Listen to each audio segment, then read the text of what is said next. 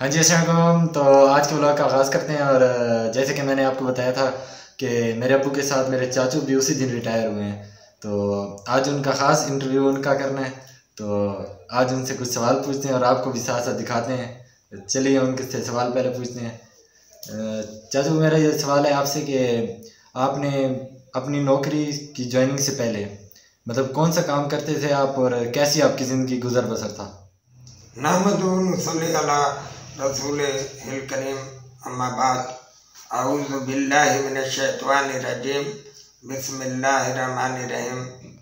मेरे अजीज़ मोहम्मद उमैस, आपकी बहुत ख्वाहिश थी कि मैं आपको इंटरव्यू दूं, तो मैं उसमें अब आपके सामने इंटरव्यू के लिए बैठा हूं। तो आपने सवाल किया है कि मुलाजमत से पहले आप क्या करते थे।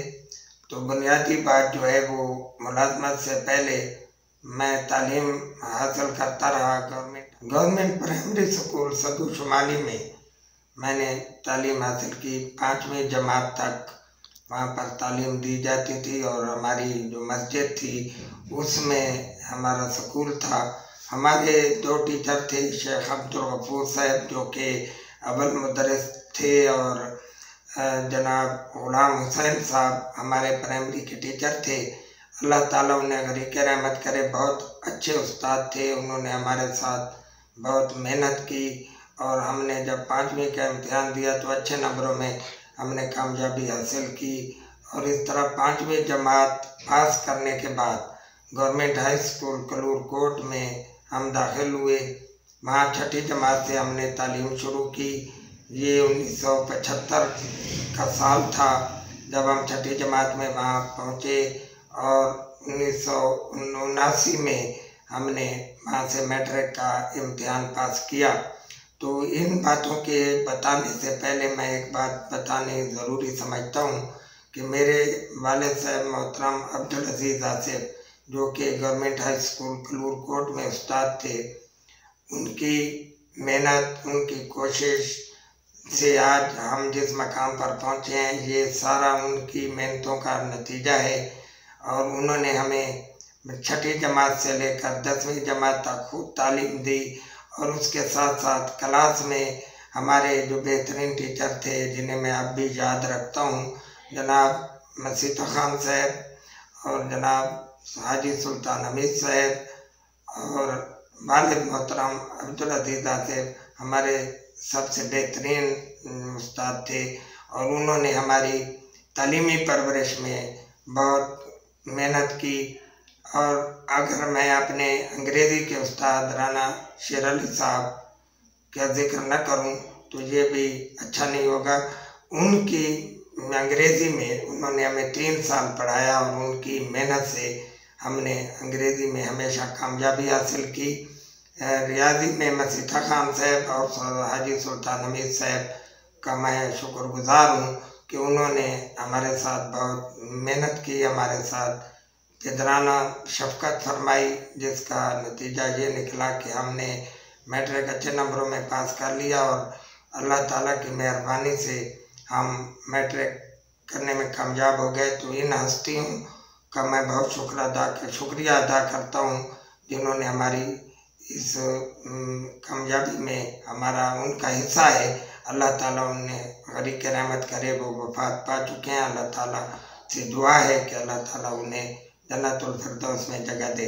जहाँ तक सवाल है कि मैं मुलाजमत से पहले क्या करता था, तो मुलाजमत से पहले मैं 10वीं तक पढ़ता रहा, और फिर मुलाजमत जब मुझे मिली तो जब 1982 में ज़िला बकर बना तो हमें 1983 में मुझे पहली दफ़ा उस्ताद की हैसियत से नौकरी मिली, जिसके लिए मैंने कोशिश की थी। और वालिद साहब तो कहते थे कि पहले BA कर लो, इसके बाद तुमने उस्तादी करनी है। मैं चूँकि शुरू से इस बात का ख्वाहिशमंद था कि मैं बहैसियत टीचर ही काम करूं, और अल्लाह ताला ने मेरी ये दुआ कबूल की और मैं बहैसियत टीचर प्राइमरी स्कूल डैनावाला में 1984 में मैं वहाँ तालीम के लिए गया, बच्चों की अच्छी तालीम और तरबियत की कोशिश की और वहाँ पर तकरीबन 4 साल तक मैंने मेहनत के साथ बच्चों को पढ़ाया और वो बच्चे बाद में मुलाजमतों में भी गए और नौकरियां भी उन्हें मिली और इसके अलावा वो फ़ौज में भी गए। तो वो बहुत मेरे लिए पहला दौर जो था, मैंने बहुत मेहनत की और उस स्कूल में बच्चों को मैं 5वीं जमात तक ले गया और उनकी कामयाबी के लिए कोशिश करता रहा। और इसके बाद गवर्नमेंट प्राइमरी स्कूल गुलामा जो था उसमें मेरा तबादला हुआ, तो वहाँ भाई मैं 1-2 साल तक रहा और इस दौरान जो मुझे बहुत बड़ा सदमा जो मुझे पहुँचा है वो इस बात का कि 1988 में वालिद मोहतरम का इंतकाल हो गया और घर की तमाम तर जिम्मेदारी मुझ पर आ गई, जिसके लिए मुझे बहुत मेहनत करनी पड़ी और मैंने उस जिम्मेदारी को बतरीके अहसन निभाया। तो इस काम के बाद जब मैं प्राइमरी स्कूल में था गुलामा में, तो वालिद के इंतकाल के बाद मैं उनकी सीट पर गवर्नमेंट हाई स्कूल कलूरकोट में हैसियत ओरिएंटल टीचर हाज़िरी दी और यहाँ मैं 1 साल तक रहा। तो मोहतरम अज़ीज़म, मेरी बात ये है कि मैंने हमेशा तालीम ही में दिलचस्पी ली। मैंने कभी किसी महकमे में इंटरव्यू नहीं दिया, मैंने सिर्फ टीचर बनने का सोचा था और टीचर ही बना। फिर इसी दौरान जब मैं टीचर भर्ती हुआ तो मेरी तालीम उस वक्त ऐसे थी और फिर मैंने दौरान सर्विस BA किया। 1985 में मैंने B.Ed किया और फिर 1989 में मैंने MA फ़ारसी किया। और ये MA फ़ारसी जो है ये मैंने इसलिए किया था कि वालिद साहब मोहतरम की बहुत ख्वाहिश थी, क्योंकि वो भी मुंशी फाजिल थे, ऑनर्स इन पर्शियन उनका भी मजमून था, तो उनकी ख्वाहिश थी कि मैं भी MA पर्शियन करूं। तो ये बात फिर मैंने उनकी वफ़ात के बाद 1989 में मैंने MA पर्शियन किया। अच्छे नंबरों में मैंने तमाम इम्तिहानात बावजह सर्विस प्राइवेट तौर पर पास किए। अल्लाह ताला का मुझ पर करम रहा और मैंने इनमें अच्छी डिविजन्स और ग्रेड हासिल किए और साथ साथ मैं मुलाजमत भी करता रहा। गवर्नमेंट हाई स्कूल कलूरकोट में जब मैं गया वालिद साहब की सीट पर, तो वहाँ पर मैंने 1 साल तक काम किया। मेरे बहुत से पुराने शागिर्द उसी दौर के हैं और जब भी मिलते हैं बड़े अच्छे अंदाज में मेरी इज़्ज़त करते हैं, मिलते हैं। तो उसी दौरान 1990 में मुझे SST का ग्रेड मिल गया और मैं गवर्नमेंट, ये बात 1989 की है जब मुझे ग्रेड मिला। तो मुझे जो स्कूल मिला वो हमारे कच्चे के इलाके का स्कूल था, जिसमें मैंने जाकर हाज़िरी दी, गवर्नमेंट एलिमेंट्री स्कूल बांगड़ी। तो वहाँ मैंने 9 महीने तक काम किया और फिर मुझे मौका मिला एक नया स्कूल गवर्नमेंट हाई स्कूल जहानवाला में, मैंने वहाँ पर हाज़िरी दी और वहाँ भी 4 साल रहा। मैंने वहाँ इंचार्ज हेडमास्टर के तौर पर भी काम किया। गवर्नमेंट एलिमेंट्री स्कूल बांगड़ी में भी बतौर हेडमास्टर काम किया और अच्छे नतीजे दिखाने की कोशिश की। Jahanwala, government high school Gulama, government high school Umarwali और गवर्नमेंट हाई स्कूल और गुलामा में मैंने बतौर हेडमास्टर काम किया।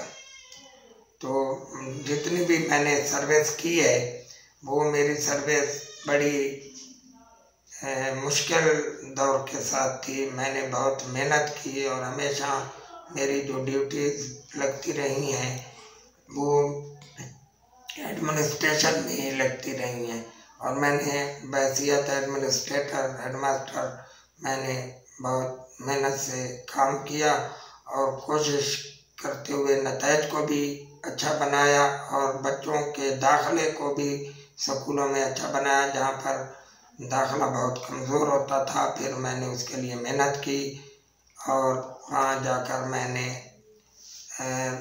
अच्छे नतायज और दाखिले दिखाए और कोशिश करता रहा। मैंने बतौर जो भी बड़ी हिम्मत और मेहनत के साथ काम किया। ये एडमिनिस्ट्रेशन की पोस्ट थी और इसमें मैंने बहुत ज़्यादा मुझे मेहनत करनी पड़ी। बच्चों के दाखिलों के सिलसिले में, असातिज़ा की हाज़िरी के सिलसिले में और स्कूल खुले रहने यानी बंद ना होने की वजह से मैंने इसके लिए मेहनत की ताकि कोई स्कूल बंद ना हो और कोशिश करता रहा। अच्छे नतायज मैंने वहाँ पर दिखाए और मैंने लंबे अरसे तक जो है AAU के तौर पर काम किया, जिसमें असातिज़ा को भी फैसिलिटेट किया, बिल्डिंग्स के मुतालिक भी बेहतरी पैदा की और महकमे के साथ काम में भी मैं अपनी मेहनत करता रहा और इस कोशिश में मैंने दिन रात एक कर दिया था, जिसकी वजह से मेरे नतायज भी अच्छे आते थे और एडमिनिस्ट्रेशन भी बेहतरीन चलती थी, किसी खराबी के बगैर। ये अरसा मैंने बहुत अच्छे अंदाज में गुजारा। इसके बाद मैं गवर्नमेंट हाई स्कूल कलूरकोट में पहली दफ़ा 1988 में आया, फिर 1992 में मैं गवर्नमेंट हाई स्कूल में मैंने हाज़िरी दी 97 तक और फिर 2010 में मैंने गवर्नमेंट हाई स्कूल कलूरकोट में मुल्क और कौम की खिदमत की। इसके लिए मुझे जो भी मज़ामीन दिए जाते थे मैंने उनके लिए बहुत मेहनत की और हमेशा 100% नतायज दिखाए। जहाँ से अब मैं रिटायर हुआ हूँ तो ये मेरा पेरेंट स्कूल है, इससे मुझे बहुत मोहब्बत है और इस स्कूल की बेहतरी के लिए अगर मुझे बाद में भी कुछ करना पड़ा तो मैं इंशाल्लाह ज़रूर इस स्कूल की बेहतरी के लिए करूँगा। ये मेरा स्कूल पेरेंट स्कूल है, जहाँ से मैंने तालीम भी हासिल की और मैंने वहाँ पर पढ़ाया भी। अपने उन असातिज़ा कराम के साथ भी बहैसियत कुली काम किया जिनसे मैंने तालीम हासिल की थी। तो ये मेरे लिए बड़े एजाज़ की बात है कि मैंने गवर्नमेंट हाई स्कूल कलूरकोट में एक लंबे अरसे तक सर्विस की। अल्लाह ताला इस स्कूल को तरक्की अता फरमाए। अच्छा, तो मेरा दूसरा सवाल ये है कि आपने बसीयत AAU कौन कौन से काम किए हैं?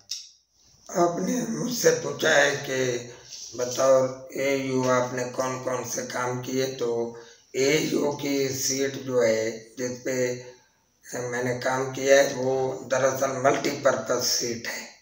ये एडमिनिस्ट्रेशन की सीट है और एडमिनिस्ट्रेशन में स्कूलों की बेहतरी, मिसिंग फैसिलिटीज़ के लिए काम करना, तादादों में इजाफा करना, असातिज़ा की हाज़िरियों को यकीनी बनाना और दूसरी जो भी मैनेजमेंट होती है सेंटर के हेडमास्टर के तामन से हम करते रहे हैं।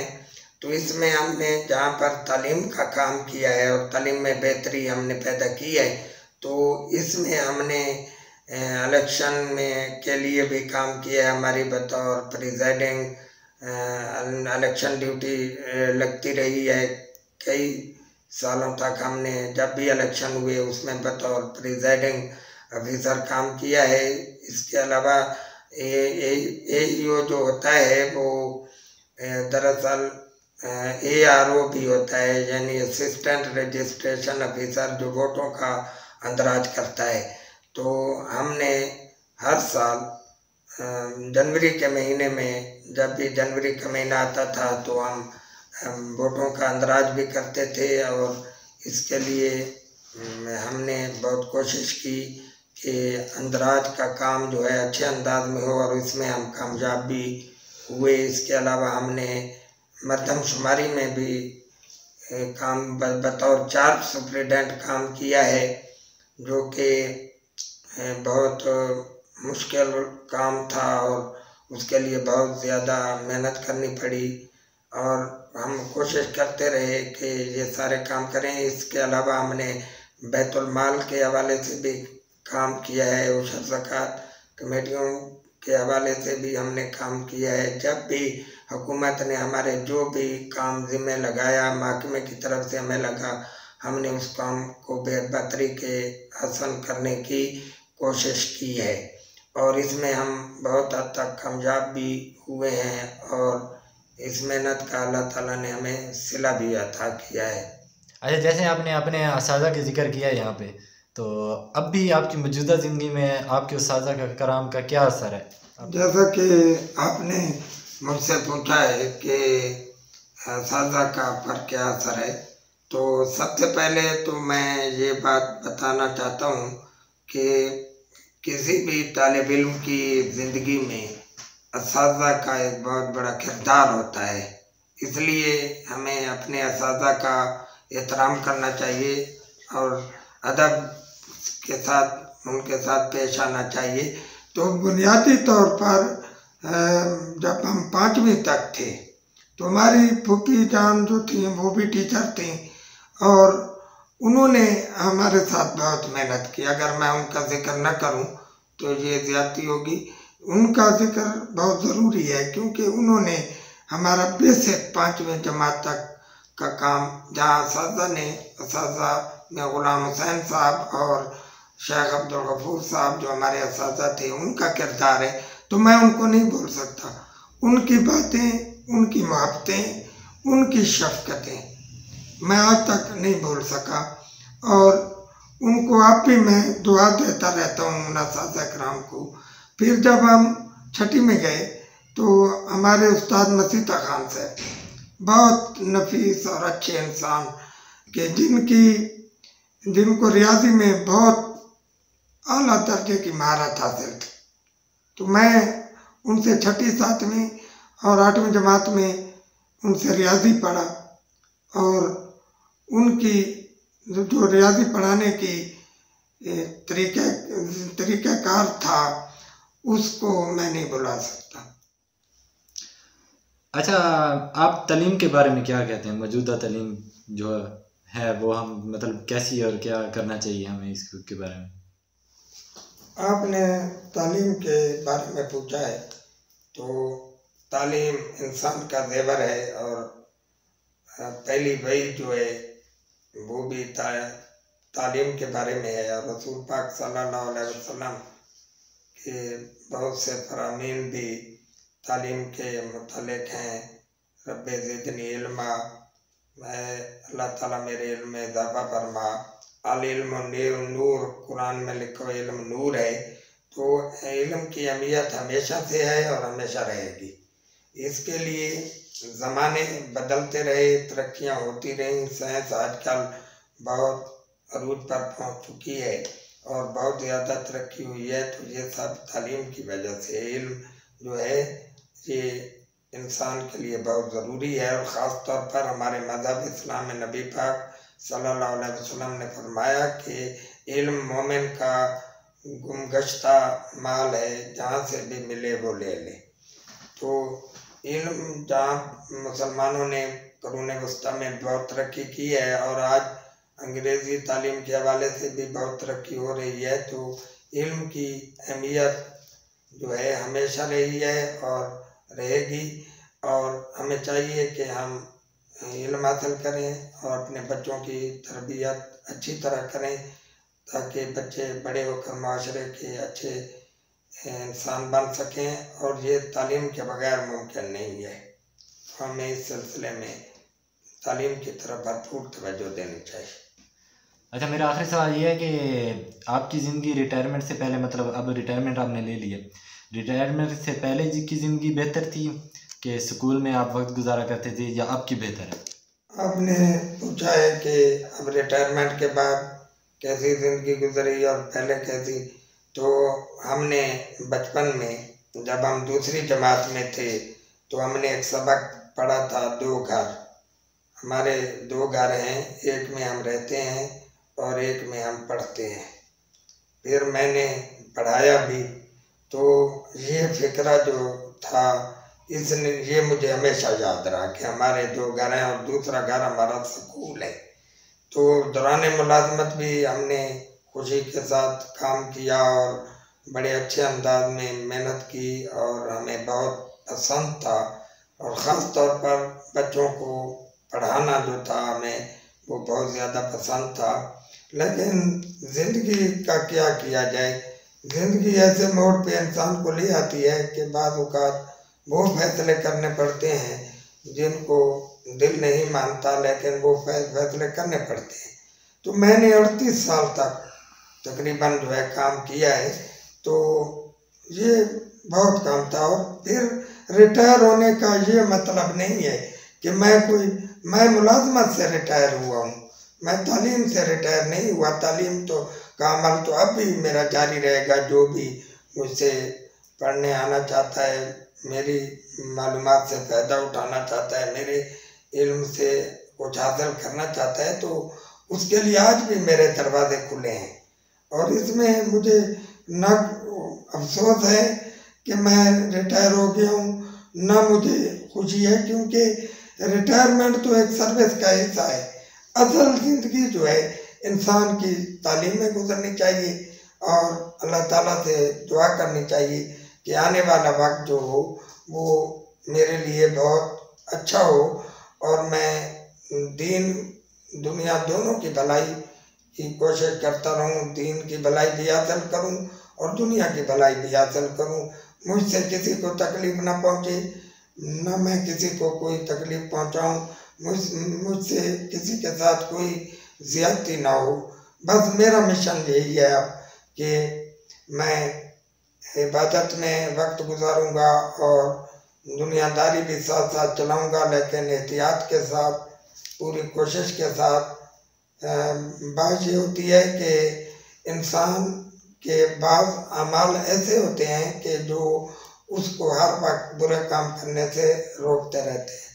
मैं एक ऐसा इंसान हूँ जिसने 5 अरकान पूरे किए हैं। मैंने कलमा भी पढ़ा, मैं मुसलमान भी हूँ अल्हम्दुलिल्लाह। मैंने नमाज भी मैं कायम की, रोज़ा भी रखा और ज़कात देने के जब काबिल हुआ तो ज़कात भी दी मैंने।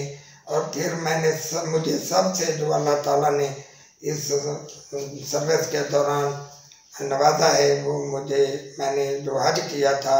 अब उसके बाद कोई गुंजाइश नहीं है कि मैं अपने आप पर कंट्रोल न करूं और अपने आप को बुरे अमाल से न बचाऊं। ये बहुत ही ज़रूरी है कि मैं अच्छे अमाल करूं और इन अच्छे अमाल को कायम रखने की कोशिश करूं, लोगों के काम आऊं, गरीबों की खिदमत करने की भी मुझे अल्लाह ताला तौफीक अता फरमाए।